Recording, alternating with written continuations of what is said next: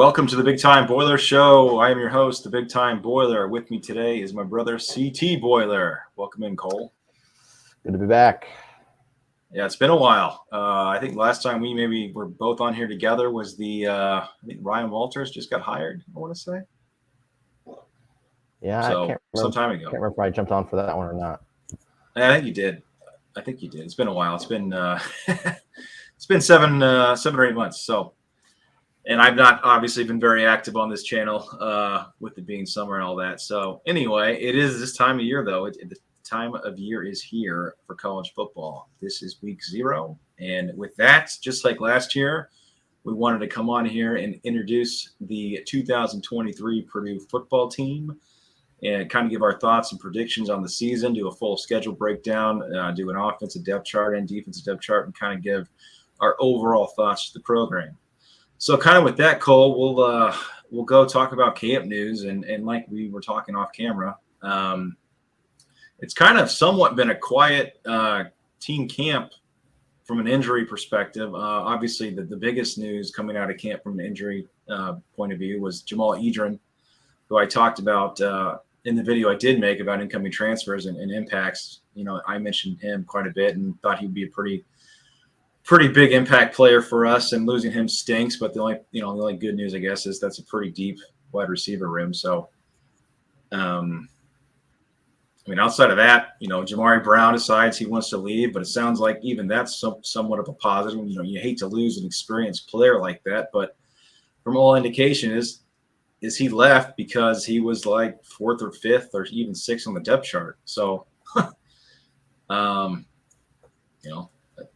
not a bad thing really. And then obviously other injury news. There's Salim Turner Muhammad. It's kind of had a bad hamstring. He was one of the corners that we thought maybe would start.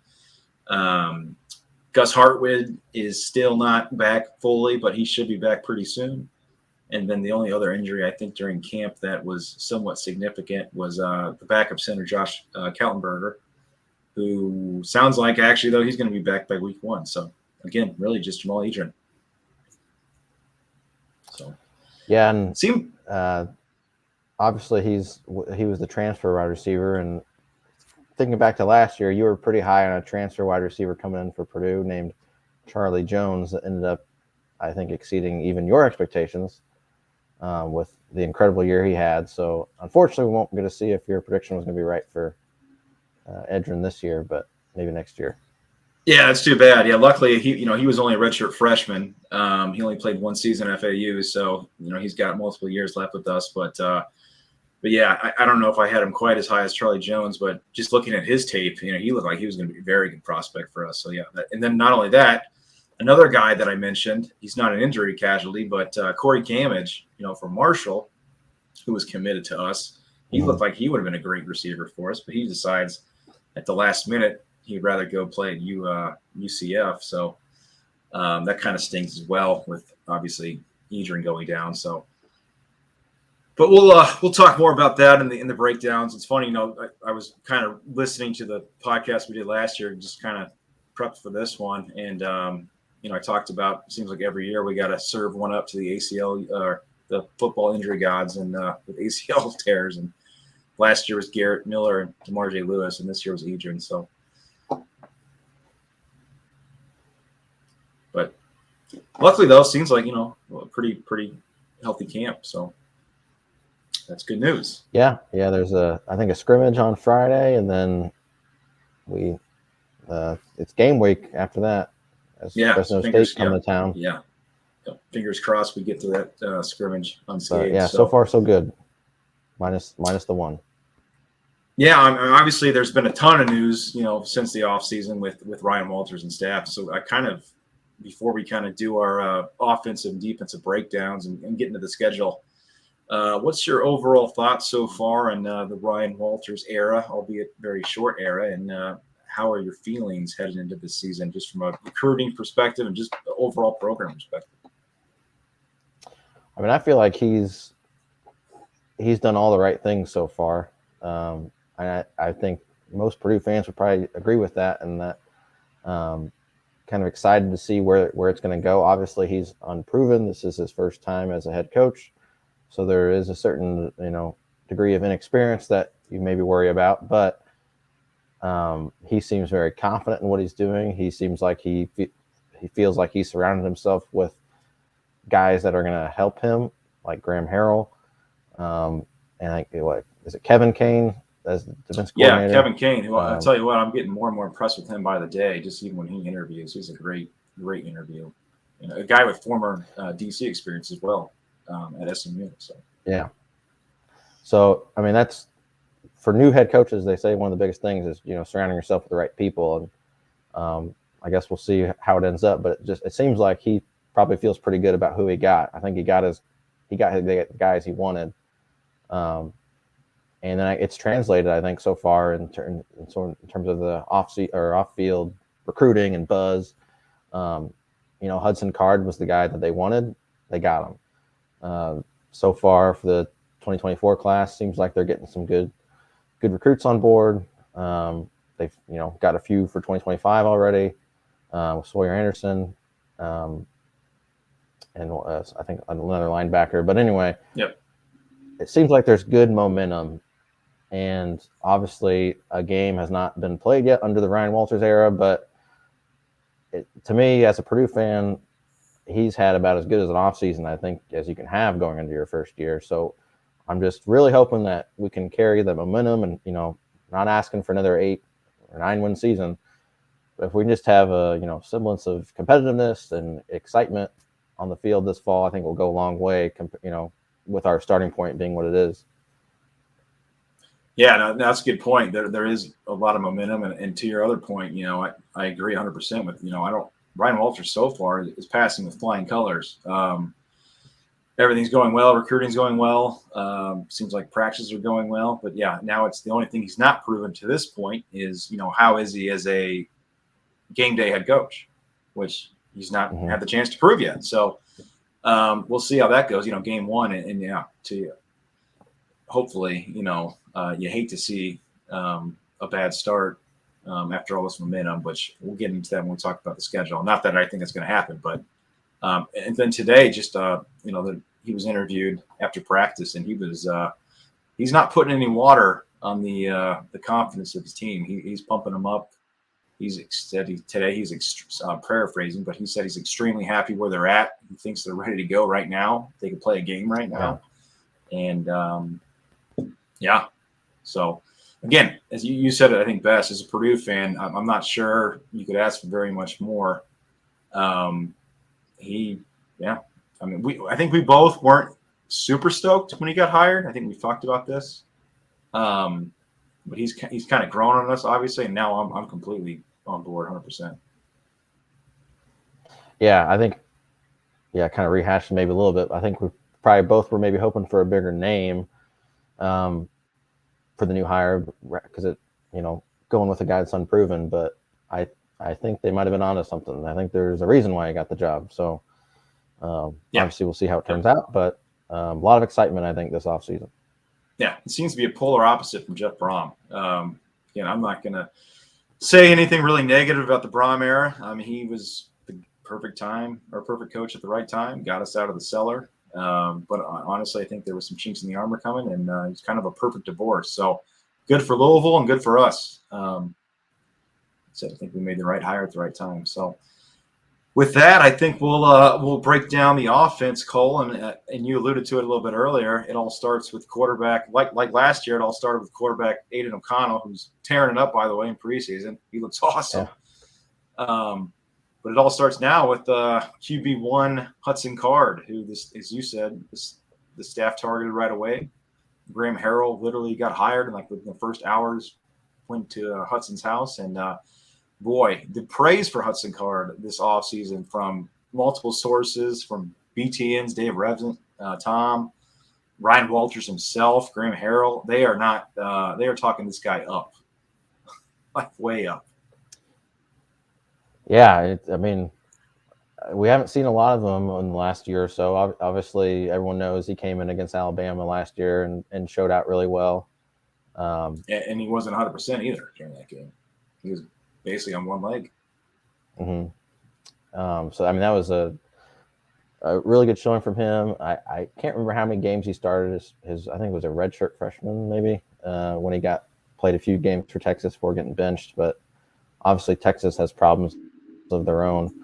But the talent, I mean, he's a very very talented recruit, and like you said, everyone is starting to talk him up. And I was a little surprised there didn't seem to be a lot of buzz until like the last, I feel like, 2 weeks or so. Not just in terms of Purdue, but outside of Purdue as well, in the Big Ten, and I guess the national media too. I think I saw one athletic article earlier this summer that was maybe a month or so ago that was kind of ranking all the QBs this year in Division One, and he was kind of listed as like a wild card almost. I think he was like 25, which is a pretty good number, but they basically said like he could end up being a lot higher. Well, somebody ranked him. I think it was Tom Fernelli. Not to interrupt you, but I think Tom Fernelli ranked him as like the number one. I think it was Tom Fernelli ranked him as like the number one transfer quarterback, which is pretty high praise. That's right. Yeah, you're right. Yeah, and that was months ago. But yeah, to your point, yeah, the buzz is really starting to come on. And I think I told you, I don't know if you watched that BT and practice video, but there was a clip in there where he took off running and he looked like he was a wide receiver. I mean, he was flying on that scramble. I mean, he looks super fast. I mean, obviously their defense is kind of on half speed, but he is quick.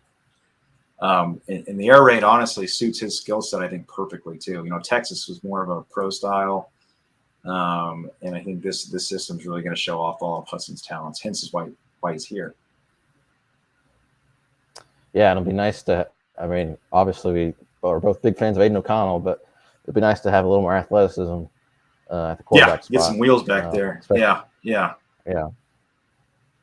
Yep, and honestly, probably going to need that more with this offense. But yeah, he's kind of like Ryan Walters. Kind of the hype's there. So let's suit him up and let's see how he does week one. But backup quarterback. We don't have to get too much into this, otherwise we'll be here all night. But Bennett Meredith is the backup, Arizona State, who just apparently got in trouble for drinking and driving, which is never good. I'm sure he'll miss a game or two. But I think the bottom line here is if Hudson Card goes down, we're in trouble. Just like I think we said last year, if Aiden O'Connell goes down, we're in trouble.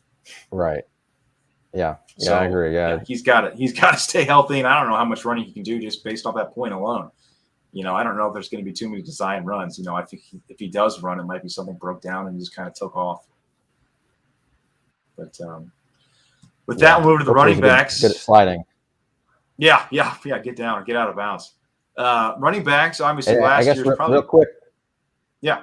Real quick, too, I was just going to mention, since it came out today, he was the top vote getter for team captain. So, I mean, obviously that's a pretty good sign considering he has only been on the team for a few months. Obviously, he's got the respect of the locker room and the coaches already. So, feel good about. He's a great guy, just like Aiden. Very similar personality-wise, it seems. I think very, very similar in that aspect. Yeah, so going to running backs, obviously the probably biggest surprise last year, Devin Mockabee, who just missed, I think, 1,000 yards by, 30 or 40 something yards. I don't want to say he came out of nowhere because he was, for diehard Purdue fans, he was talked about quite a bit in practice, but he got hurt in the spring back in 2022, and we weren't able to see him in that spring game, but he came on with a vengeance, looked good. So he's obviously going to be running back one this year. You got Dylan Downey returning. And then Tyrone Tracy is going to be a full-time running back this time. Last year he came in from Iowa, played some wide receiver, but also running back. Probably a 75-25 split, I would say, from wide receiver to running back. But this year it's 100% at the running back spot. And he's a guy, too, that's been talked up quite a bit. Because obviously he was a very good running back in high school. And then for whatever reason, Iowa put him at receiver, which he had a great freshman year for Iowa. But looking forward to seeing him full-time at running back. Yeah, absolutely. I think it was the Michigan game, the Big Ten Championship. He had a really nice run. There was some sort of misdirection play, and he took it down the sideline and appeared to have scored. It was a real touchdown on the field, and that was probably the loudest moment that the Purdue fans had at the game because it was early on. I think it was maybe tie the game up at that point. But anyway, that run itself was really impressive. I thought it was about a 20-yard run, but I'm excited to see what Tracy can do full time as a running back. Like you said, Downing, I think he's a guy that you feel good about as a second string or third string running back that can fill in here and there. And then obviously, it all goes to Devin Mockabee, the bell cow. And who would have thought a year ago that we'd be saying that? But he's proven it. He had an amazing year last year, and I guess you maybe worry about a little bit of a sophomore letdown, but just he runs so hard. It's hard to imagine him kind of running into a wall this year. It's just because he's just tell him to keep his head like up. he's going to get there. Keep your head up. Yeah, he just churns and churns and churns. Sometimes he lowered that helmet a little too much last year. I think he knocked him out for a game if I remember correctly. But he's a good player, and him and Card in the backfield will be exciting to watch. We mentioned the wide receiver position, Edrin's injury. Brock Thompson obviously retires. Charlie Jones leaves. So you got a lot of guys on this unit who some are proven and some are semi-proven, but have kind of been injury-prone the last couple of years. A lot of these guys were highly ranked recruits that hopefully, with the 2 seasons now healthy, they can step up and show out. But I'm kind of go over who I have as TJ Sheffield, I think, is undoubtedly wide receiver number 1. I think you probably agree with that. But he's more of a slot guy. He had a pretty solid year last year, and even the year before that. Your other wide receiver is probably Deion Burks, who is another guy that's been talked up quite a bit in camp. He's kind of showed out here and there, but he's kind of one of those freak athletes. In fact, I can't remember who it was, but he made their all-3 team. I think Brian Walters calls him like a video game character. That's Bruce Feldman of the Athletic. Yeah, Bruce Feldman did that. Yep, thank you. Yep, so you got him. It's probably him too. Then kind of your bigger outside receiver is probably going to be a combination of, Mershawn Rice, a guy that's had trouble kind of staying healthy, but he's showed potential here and there. And then Elijah Cannon, who was, again, looked really good against Penn State for 2 plays, got injured, and we never saw him the rest of the year. But he's a bigger guy, 6'4", 220 or something like that. And the other kind of guy is Abdullah Rahim Yassin, who's, again, somebody that's kind of like Rashawn Rice, 4-star recruit, very highly recruit, got hurt pretty much, and I think got hurt in high school, got hurt again and again, and had a really good game against Illinois 2 years ago in 2020, and then he's kind of not really been productive since, but he's a guy I think that might actually kind of be the surprise guy this year on this team, possibly. I know Walters really likes him. So thinking back to last year's video, I think we're kind of in a similar discussion with the receiver room this year as well, where I think you feel pretty good about the talent that's in the room, but it's more of a question of who's going to step up and who's going to become, this team's weapons. TJ Sheffield, like as you mentioned, I think he was a really good number 2 last year. Hopefully he can step up and be the number 1 this year.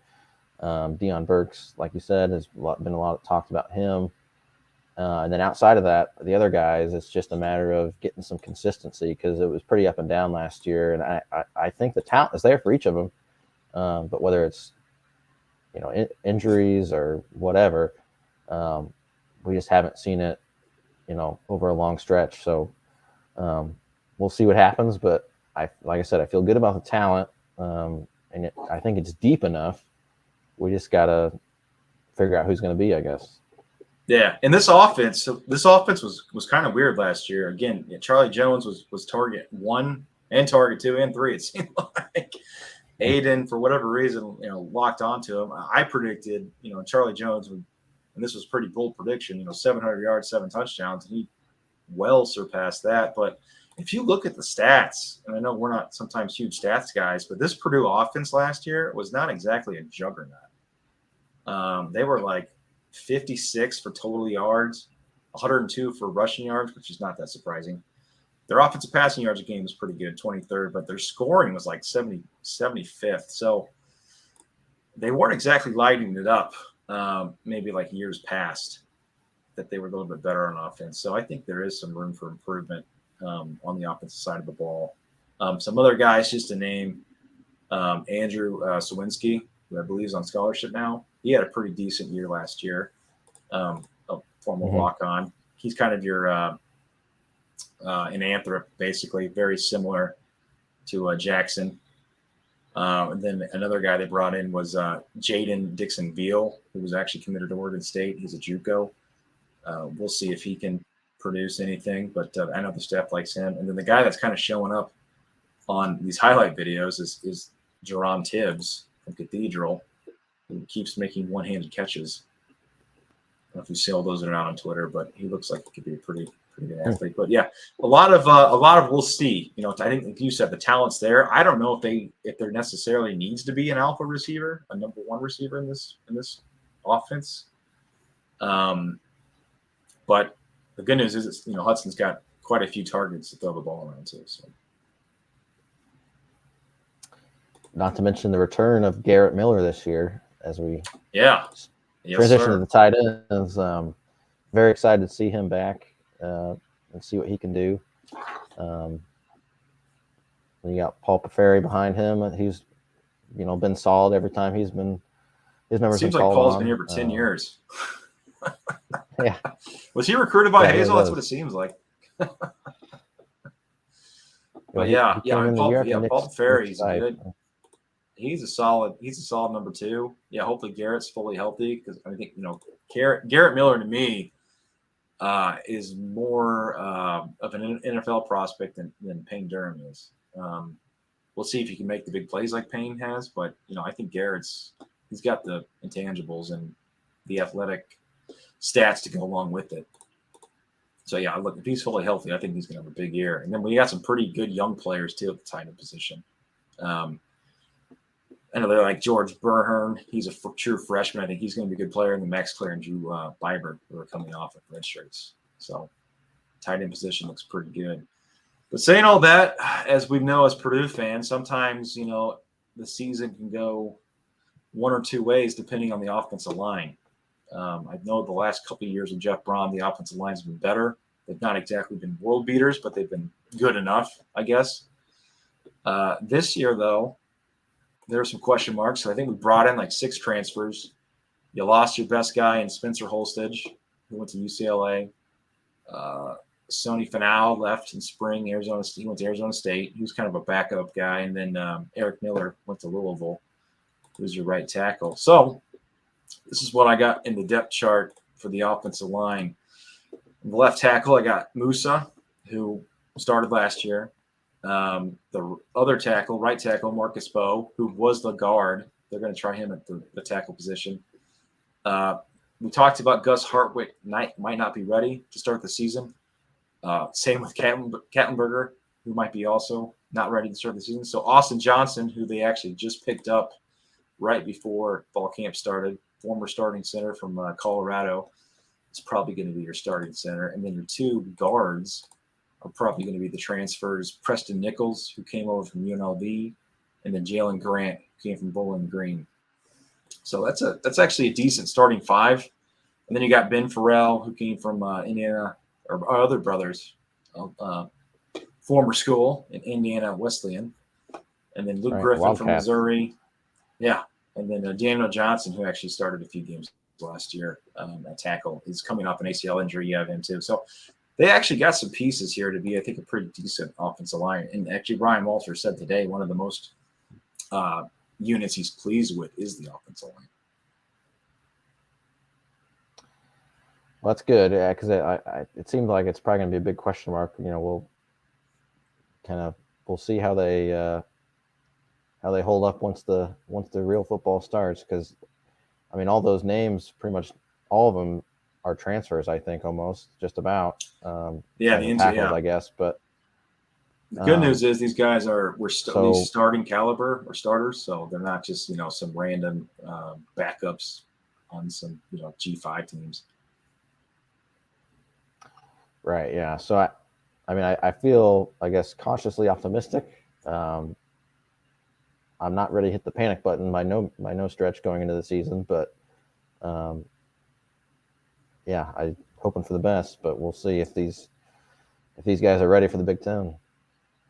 Yeah, so I'm actually pretty not cautiously. I'm pretty optimistic of the offensive line. The only thing that's not optimistic for or optimal for me is the tackle depth. I think we have great interior depth, great guard depth, but obviously the tackle spot might be kind of weak behind. I mean, you got Daniel Johnson basically as your backup tackle, who's a good player if he's healthy. But besides that, if one of those guys goes down, then you're playing one of those guards that they brought in at tackle, and I don't know, how that's going to go. So, got to keep your two best outside guys in Bo and Musa healthy. I think Musa right now is in a boot, but I think he's going to be okay for game one. A little precautionary thing. So, with that, that's the offense. So let's go over, and I guess we should talk about real quick. Graham Harrell obviously was a great hire as an OC for Ryan Walters. I think that's who he wanted. Brings in the air raid style, somewhat similar to Brom in Purdue, what Purdue's used to. Another thing about the offensive line too is I think in an air raid system, the offensive line does a little bit better job, or I guess a little bit less is asked of them in the air raid.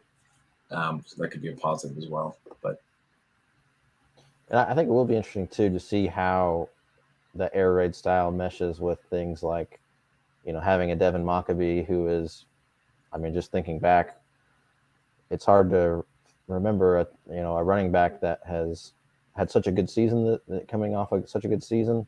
It seems like there's been a lot of running back by committee lately from Purdue. So, having the guy and having a guy that needs a lot of touches, how does that play with this air raid style?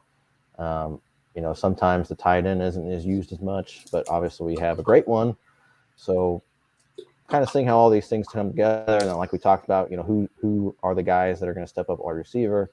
So a lot of questions to look out for, but I've got faith in the staff and the players. So we'll see. yeah, I think the good news too is we say air raid, but Graham Harrell I think is more of a balanced air raid, and actually at West Virginia they ran the ball quite a bit. The thing is though too is Graham Harrell the last two stops at USC in West Virginia, he's kind of had an offensive coaches that I don't know if he had free reign of the offense like he's going to at Purdue. He obviously had Clay Helton at USC, who's an offensive mind. From what I'm hearing, Neil Brown kind of had a bit of a leash on him. So we'll see what he does. From what Ryan's saying and from what everything that we've been reading, this is Graham Harrell's offense 100%, and he's got full reign. So with that, we'll go to the defense, which is obviously Ryan Walters' specialty. That's the reason why he got the job at Purdue, well, one of the main reasons. He brings over Kevin Kane, who we talked about just a little bit. He's going to be the one actually calling the plays.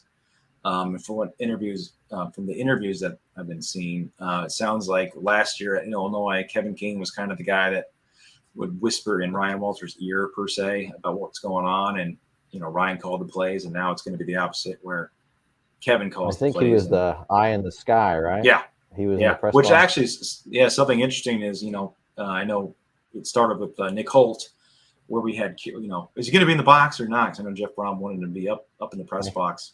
And so that kind of came a big discussion for Purdue fans in the offseason where Nick Holt's going to be, or Bob Yaka or wherever. And I think actually, correct me if I'm wrong here, but I believe Nick Holt was maybe the last defensive coordinator we had that called plays on the defensive side of the ball on the field. So I'm pretty sure Diaco was in the stands, and so was Lambert, and so was English. But to my point, Kevin Kane's going to be on the sideline, he says, calling plays. Yeah. I can't remember which assistant. One of the assistants is going to be.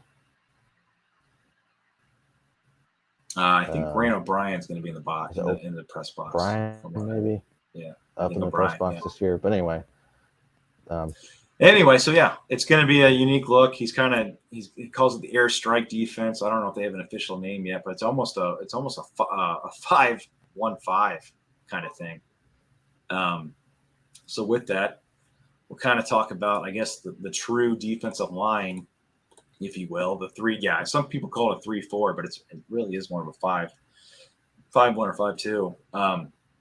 So yeah, you got a defensive tackle nose tackle, and kind of a defensive end as your first three guys. And as of right now, from my best guess and what I've been reading, the tea leaves, is the nose tackle guy is going to be Cole Brevard, who is an absolute mountain of a man. He is a huge human being. Transferred from Penn State 2 years ago. He was a big-time recruit, too, 4-star, number 2, I think, Indiana player in the 2020 class, I believe. He's probably going to be one of your starters. Joseph Anderson actually sounds like is going to be one of the starters, defense end possibly, who was actually a big recruit out in South Carolina. I think he transferred in like 3 years ago, I want to say. He's not really played a whole lot at Purdue, but I know the staff likes him quite a bit. Your other kind of D tackle, D in, if you will, is either going to be probably DeMarge Lewis, who's coming off an ACL injury, or Malik Langham, another highly rated recruit who actually, I think, committed to Florida, then transferred to Vanderbilt, just came to Purdue this year. He's another monster, like 6'5", 280 or something like that. And then some of the depth pieces there. You got Isaiah Nichols, who's starting caliber, started with Arkansas last year. He's I think a senior, another big body. And then Jeffrey Imba, who could easily get in there, who was the number 1 rated JUCO recruit 2 years ago. He just came in from Auburn, another ginormous human being. So yeah, out of these 3 starting positions, you actually got quite a bit of depth and some former and current, or some current productive players and some highly previously ranked recruit players. So a lot of potential, but kind of some unknowns in this spot as well. Yeah, definitely some unknowns, lots of transfers. And like you said, kind of some transfers that maybe have been here, but maybe this will be our first chance to see them in some extended action. So, but yeah, I mean, the measurables look good. Obviously, they have talent based on the rankings and such. So, I'd say definitely it's fair to label that a question mark. But we'll see. We'll see who steps up, and like you said, they're all huge guys. So having depth will be nice to be able to rotate them in and out and try to keep them fresh as possible. Yeah, and then some other guys that have been there for a while. Kabaka has been there for a while. He's serviceable. He's had to step up occasionally. Mo from West Lafayette, he's a pretty good player. They're like Joe Strickland, another highly rated recruit, and then Prince James Boyd Jr., who's played quite a bit. He's actually been hurt, but so that's some pretty good depth pieces there as well. So you're hoping out of those 9 guys or so I just listed, you can find 3 serviceable guys to make an impact. And the good news is too, they'll be able to rotate in and keep them fresh. So with that, we'll go probably to possibly the strongest position on this team, the outside linebacker position. Again, kind of with those 3 front, you got the 2 on the outside. Your starter is probably going to be Nick Skirton, I believe is how you say his new name, formerly Nick Carraway. And then Kydron Jenkins is going to be on the other side. And then you got Corey Sidnor, Will Helt, freshman from Carmel, that's very much been impressive so far. And then Scotty Humphrich is also there, and Roman Petrie. So you got 3 or 4 proven guys and some very good young prospects there. Yeah, you got to feel good about that. Like you said, most of those guys, Purdue fans should know. And Nick, formerly known as Carraway, he was voted team captain as well. And you kind of feel like he could be a budding star. There was so much talk about him coming in as a freshman last year, and he definitely flashed a lot of potential. And this could be his chance to put his name on the map even further as a sophomore. So, looking for big things from him this year. Yeah, he's got to blew up very late in the process of recruiting. Where I think he went to one of the high school American camps. I think it was either Under Armour or whatever All-American one, and he looked good. Got up nearly 4.5 stars basically, and the staff liked him last year, and I know they like him this year quite a bit. So I expect big things out of him. And then with that, we'll go to the secondary. We'll start with the positives, I guess, from last year. Well, somewhat positive. You got your safeties back. Cam Allen, Sanusi Kane. Did you want to do inside linebackers? Oh, I'm sorry. Yeah, we forgot. Which is funny that I forgot inside linebackers, because it seems like Ryan Walters and company kind of forgets inside linebackers too in this system. It's not been heavily recruited so far. We didn't bring any transfers into that position, and hence why I kind of forgot about it. But yeah, the guy there is going to be Osti Brothers, who played outside for us last year, probably backed up by Clyde Washington, and then you got Yanni Karloftis, who has seemed to find a home, has found a home. Excuse me, finally. So we'll see if he can show up there. But it sounds like what I was talking about earlier. It sounds like they're going to have the one inside linebacker, which is probably going to be OC Brothers, and it sounds like they're going to almost have a Jalen Graham type role that they had last year on the team, kind of that star where it's like a safety / linebacker. And it sounds like Sanusi Kane might be in that spot. So that's going to be interesting. So with that, then you have the 4, 2 cornerbacks and 2 safeties. So if Sanusi Kane is in that kind of linebacker / hybrid safety role, the other safety is going to be true freshman Dylan Thieneman, who should be a familiar name to Purdue fans, considering he's the 3rd Thieneman to play for Purdue and a Westfield alum like ourselves. So if he can have that's all right. He might be, correct me if I'm wrong, but he might be the first Westfield alum on the football team. And if he has a freshman year like another Westfield alum did in basketball, that would be amazing. And Braden Smith. That's true. I will say Ian McDougal was a kicker in like 2013, 2014, something like that for Hazel. Oh, okay. He was a transfer from Wabash, but he was a Westfield grad. But first scholarship player. So right, yeah. And maybe the fastest guy on the team based on some reports. So yeah, I think we'll be hearing a lot of his name this fall. He got interviewed. Yeah, he got interviewed today with Kane and Allen, and I've seen pictures of him before, but he does not look like a true freshman. Like, sometimes you think these guys, true freshman safety, kind of thin. He's actually jacked. Yeah, he could be a Steve Schulbiger type guy for us. It sounds like he's going to start. So you got that. I mean, Cam Allen, I think, he's had a pretty up and down career, kind of, but I think for the most part, it's been pretty solid. I think his biggest problem last year was just missed tackles. Hopefully, he's been able to clean that up. But I think with coaching and his 6th year now, I think he'll be pretty reliable back there. So I trust the safeties. Cornerbacks now with Jamari Brown leaving, who was somewhat of a starter last year. They've completely revamped the position. Pretty much everybody that's going to be a contributor is brand new to the team. So this might be the biggest question mark on the team in my eyes. I think, with Ryan Walters, cornerbacks are kind of the specialty. And I think he's brought in some good ones. So I kind of trust what we have here. But, man, they better hope they produce, because the guys he brought in, again, I touched on this in our former video, but Marquise Wilson from Penn State was a very highly ranked recruit, kind of played offense and defense for Penn State. All signs point to him being the number 1 cornerback for us. Salim Turner Muhammad from Stanford, who came in after the spring, was supposed to be probably the number 2 guy, but he's not been practicing due to a hamstring. So I think at this point, he's a backup. Sounds like they're really happy with Markevius Brown, who came from Ole Miss, who all reports actually indicated he was actually starting for Ole Miss in the spring game. So that was a nice pickup. He's probably your second cornerback. And after that, the other guy that's kind of impressing is, I'm probably going to butcher this name, but Botros Alessandro, who was a junior college cornerback. Apparently, he is the kind of fit that Ryan Walters likes, that kind of tall, lengthy corner. And so far, he's been impressive.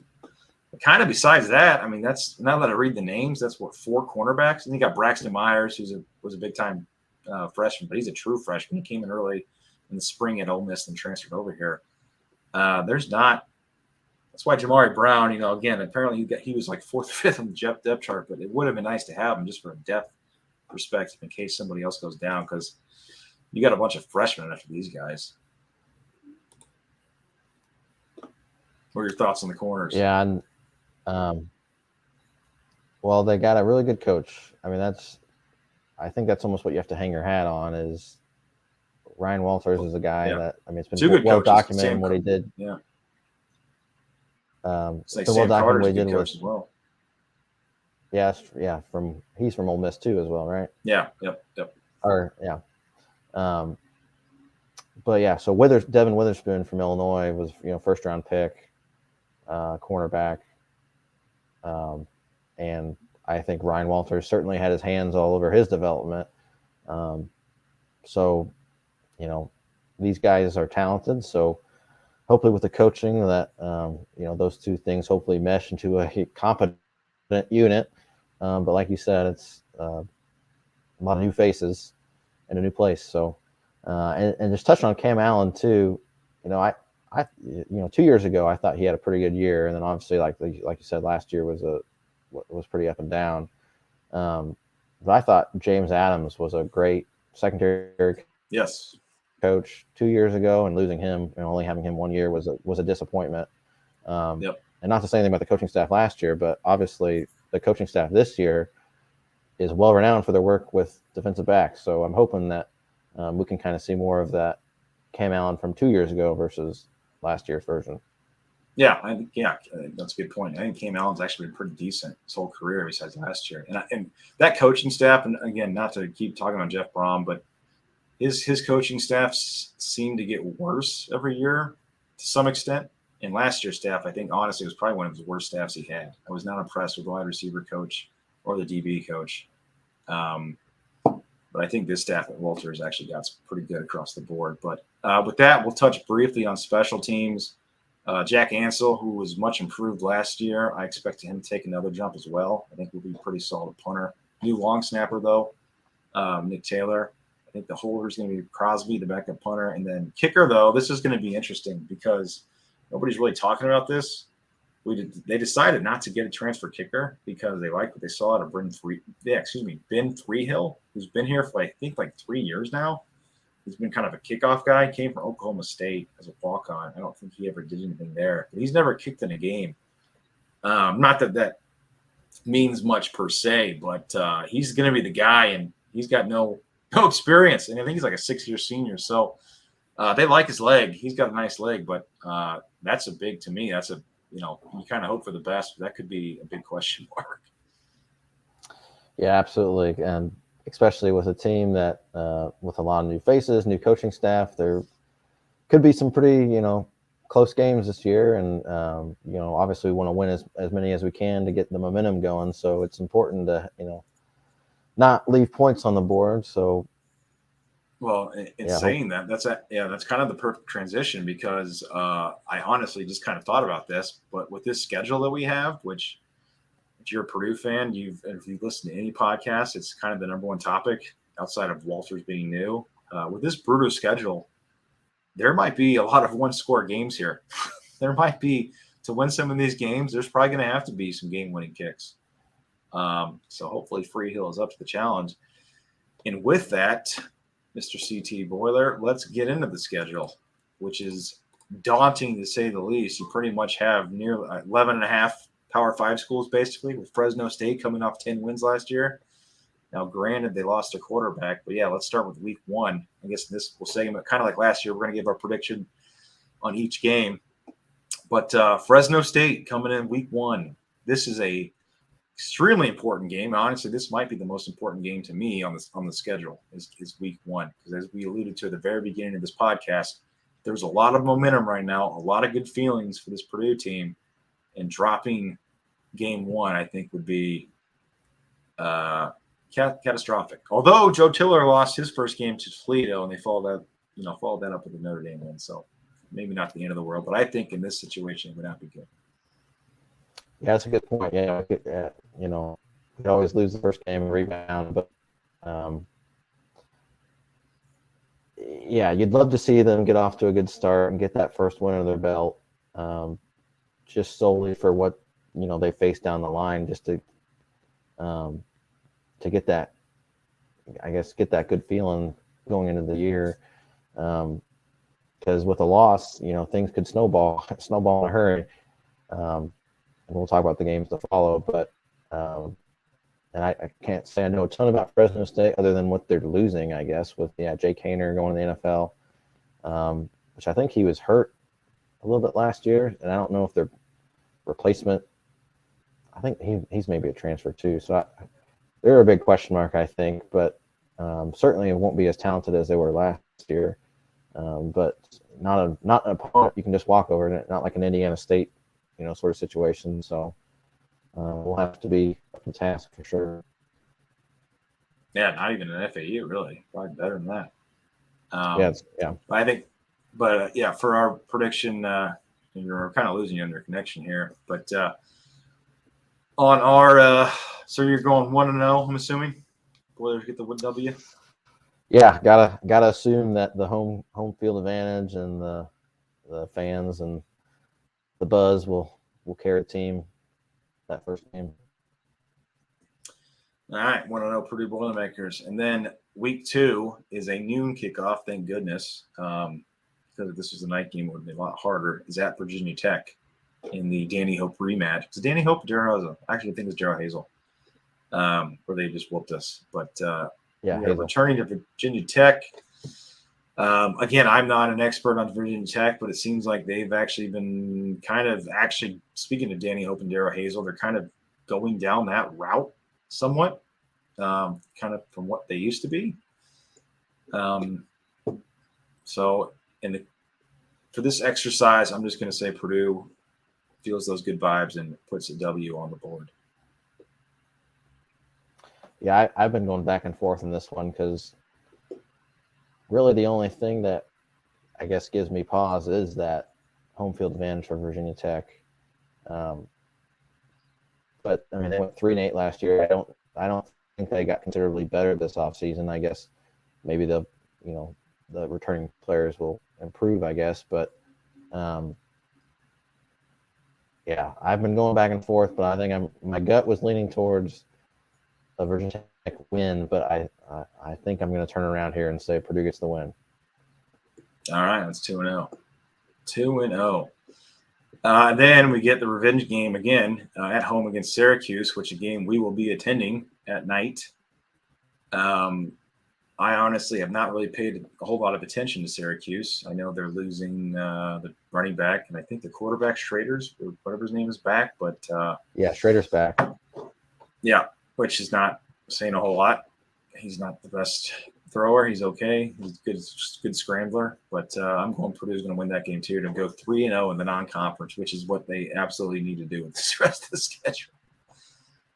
Yeah, I think revenge will be served that day, I think, and yeah, Purdue comes out with the win. That was one they definitely let go last year that they shouldn't have, and I think that tight end's back too, Gadsden, the one that had the game-winning catch to beat Purdue. So is he a tight end or receiver?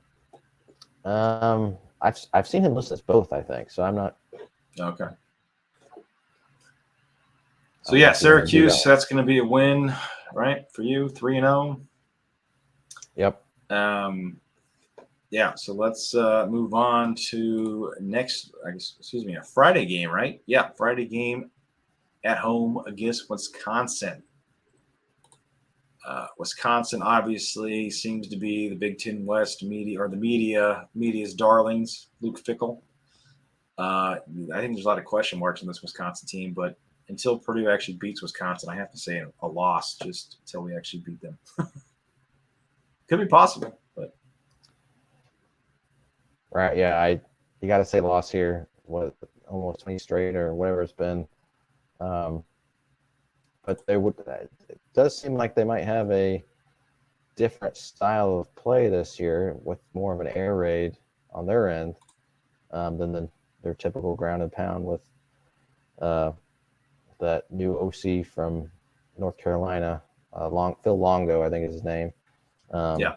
So and that would probably benefit us if they change their style. But at the end of the day, they'll probably still got Braylon Allen. It'd be silly not to just pound the football still in their own way. So, yeah, probably more of the same. Wisconsin beats Purdue. So 3-1. So 3-1. After that, we got a very interesting game, September 30th, Saturday, against Illinois, which will be a 3:34 or 7:30 kickoff, which is going to be the Ryan Walters versus Brett Bielema game. I think actually it's 7:30. Is it 7:30? Okay. NBC, yeah. I'm just looking at the Purdue site, and it shows it could be 3:34 or 7:30. I suppose it could be flexed, but I think for now it's at 7:30. So this game, I'm not sure about Illinois. I think they got a lot of question marks. Purdue's got a lot of question marks, but in the spirit of this podcast, I'm going to say Purdue pulls it off to go 5. Oh, excuse me. I keep adding the game on us. 4-1. Yeah, if this was a road game, I'd probably maybe lean towards Illinois, but being at home, like you said, question marks kind of on both sides for both teams. So I'm gonna go with the Boilers in this one. So we're 5 games in, 4-1. That'd be pretty incredible. I don't care what it looks like. 4-1. I'd sign up for that today. Heck yeah, absolutely. I agree with you 100%. And then with that, the following week you go at Iowa, which again is going to be a 3:34, 7:30 game, which that might be. I think no, that's going to be 7:30, I believe. Yeah, I think so. Last I saw, yeah. So that's a night game in Iowa. I think we talked about last year too. I think the Big Ten West, all these teams have big question marks still. I think it's very similar to last year, actually. But I'm going to put Purdue probably loses this one. So I think at this point in the season, they're going to be 4-2. Yep, I agree with that. Iowa's a team that had no business not winning the Big Ten West last year, but due to their awful offensive play, they couldn't get it done. So they're bringing Cade McNamara from Michigan. We'll see if that does anything for them. I mean, they still got Brian Ferentz at the helm, so I wouldn't feel too good if you're an Iowa fan, but I think they'll pull it out against Purdue on this night. Yep.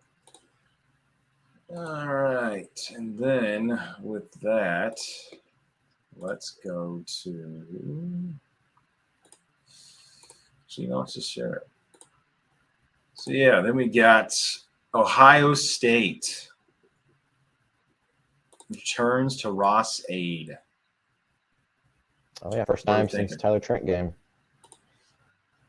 Yep. Unfortunately, this is not a night game. This is big noon kickoff. I'm just going to say probably Ohio State wins. Purdue's 4-3. Yeah, hopefully it's close at halftime. That would be a big questions though. Big questions. Ohio State at the quarterback position. Yeah. So Purdue's 4-3 at this point. We go at Lincoln, to Lincoln. I think we have a bye week in there. So we play Ohio State at home, and then we got a bye week, and then we go to Nebraska. More question marks. New coach. And again, big question marks for every team. Yeah, it's almost like we need to do a reevaluate after the non-conference season, but we honestly do. For now, I thought Nebraska would be decent last year, and they weren't. But Matt Rule's a program builder. He's a good coach. This is year 1, though. I think coming off a bye is Purdue's chance to probably maybe get healthy and get a few things figured out, and I think they can go into Nebraska and get the win. Yeah, I think they can win too, but I'm just adding up these wins in my head, and if I count this as a win, I think we're going to get to the ceiling. So I'm going to say it's a loss, just for the sake of my record. So that would put us at 4-4, correct? Yeah. For me, 5-3 for you, 4-4 for me, and then obviously we go at Michigan. I think we both can say that's a loss. Yeah. So that puts me at a losing record, 4-5. But you would be 4-4, and then 5-4. No, I'm sorry. What would you be at? I know. You'd be 5-4. Yeah, you're 5-4. I'm 4-5. Okay. So Minnesota, what are we thinking? Minnesota, At home. At home. I think Purdue wins that game. I do too. So I'm at so that puts me back at 500, 5-5, and you're now at 6-4. And then this is why I put a loss to Nebraska, because I think we'll lump these two together at Northwestern versus Indiana. I got those as both wins. Those are obvious. I think probably the two weakest teams maybe on the entire schedule. As long as we, get there fully, somewhat healthy, and Hudson Card doesn't go down, I think we'll win that. So that puts me at 7-5. You, sir, at 8-4. Yeah, that's which could happen. I mean, that's my Yeah. ceiling probably for this team.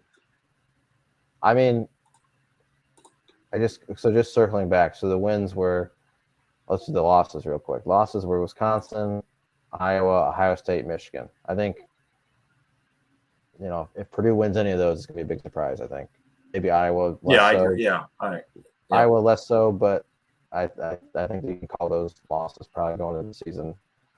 And then you'd hope, IU, Northwestern, Fresno State, I guess Syracuse.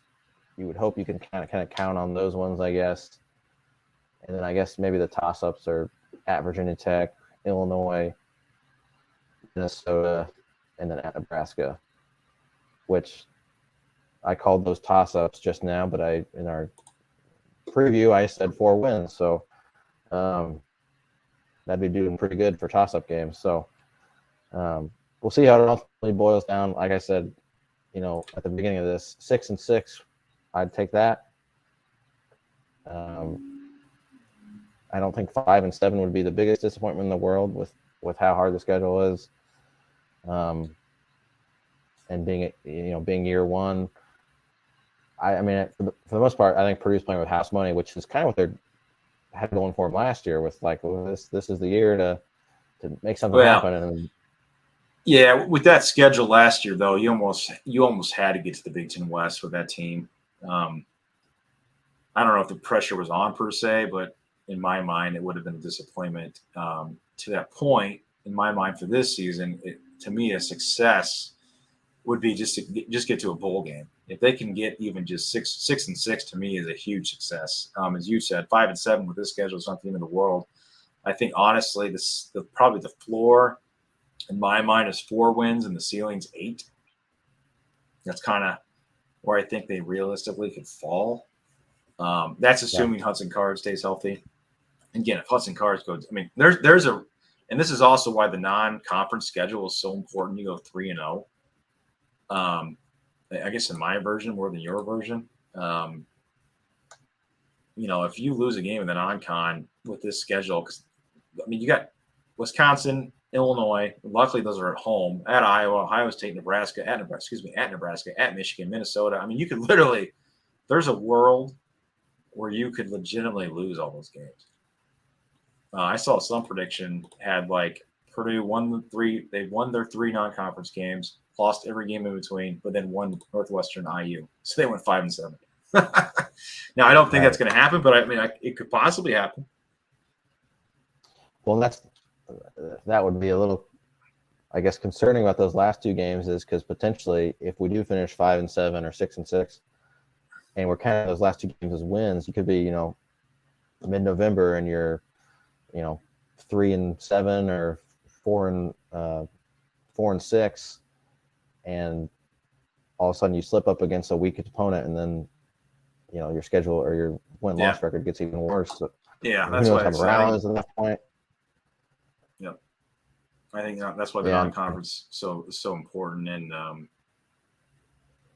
I think also to your other point, I think maybe actually even after the first 2 games, we can get back on here and give a more realistic expectation about where we think they're going to end up. Maybe even after game 1, after seeing everybody. But I know we've had a little bit of internet issues, but I think the good news is the audio has been coming in clear. So I think everybody should have been understood us tonight. So with that, though, we can wrap it up. Said I'll try to. I know you're on vacation next week. I'm on vacation next week. I myself at least will try to be on here some point during the week after a game, after the Fresno State game.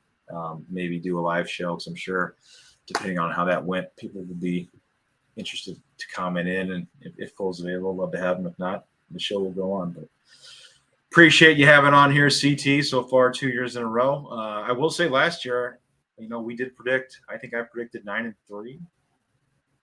I don't know. I think you did too, if I recall. I had one. I was the opposite last year. Okay. I had the Nebraska loss, so I had one less win than you did. So you had 8-4 last year. Okay. Yeah. Which we were pretty close to the money here. And like I said, there's a lot of pieces to this Purdue team. I think the key is, does it all fit together?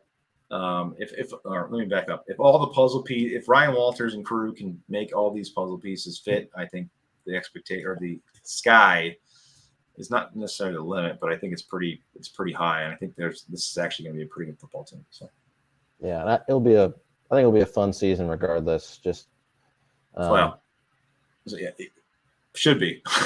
Yeah. Well, yeah. Injuries and such can always derail things, but yes, it's almost like you're, not to sound I don't know what the right word is, but winning is obviously important, but there are some other things like moral victories can maybe come into play this season.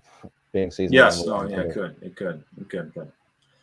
All right. Well, with that, wish you guys well. God bless. Boiler up, and we will see you next time. Thanks, Cole. See you.